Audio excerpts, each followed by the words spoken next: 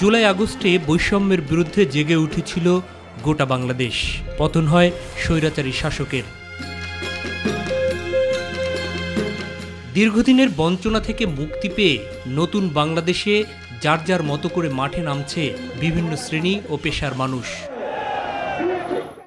কিন্তু যুগ যুগ থেকে বঞ্চিত হলেও এই কাতারে নেই অন্যতম সম্মানের পেশা মসজিদের ইমাম, মুয়াজ্জিন এবং খাদেমরা।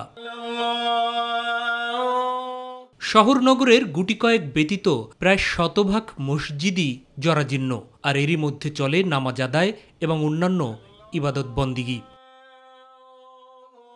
দেশের প্রায় সবগুলো মসজিদই অনুদান নির্ভর। ইমাম, মুয়াজ্জিনদের বেতনও সেই দানের উপরই।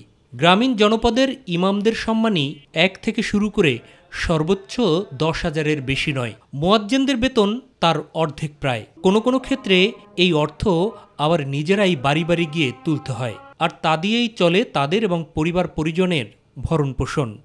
জি, আমাকে এখানে দেয় 7,000 টাকা। 7,000 টাকা দিয়ে এই আল্লাহ চালায়। আমরা তো ওই একটাই কথা বলি, ইমাম সাহেব আল্লাহই চালায়।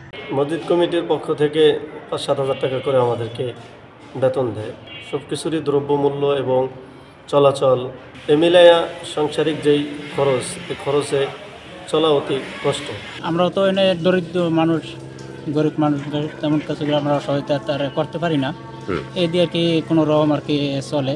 ঝড় বৃষ্টি মাথায় নিয়ে সারা বছরই আল্লাহর ঘর মসজিদে সেবা দিয়ে যান সংশ্লিষ্টরা। পরিবার রেখে লজিং কিংবা মসজিদের পাশে ছোট্ট ঘরেই কাটে তাদের জীবন, আবার তাও নেই অনেক মসজিদে। আজ পর্যন্ত আমি এক নাগারে এখানেই আছি। না, আমরা ছুটিতে যাই না। একটা নগণ্য বেতনই দেওয়া হয়, সামর্থ্য নাই মসজিদ কর্তৃপক্ষের। স্বাধীনতার 5 দশক অতিবাহিত হলেও সম্মানিত এই পেশাজীবীদের নিয়ে সরকারিভাবে কোনো পদক্ষেপেরই বাস্তবায়ন হয়নি।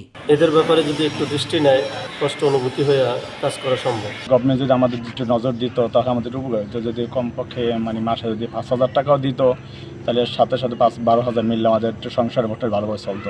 ইমামের বেতন দেওয়া হয় 6,000 বা 7,000 টাকা, এতে তাদের কিছুই হয় না। আশার কথা হচ্ছে অন্তর্বর্তী সরকার ইমাম, মুয়াজ্জিনদের জন্য নিচ্ছে পদক্ষেপ। ইমাম, মুয়াজ্জিন, পেশ ইমাম, খাদেমদের জন্য একটা পে স্কেল করার উদ্যোগ নিয়েছি, কমিটি গঠন করেছি, তারা কাজ করছেন।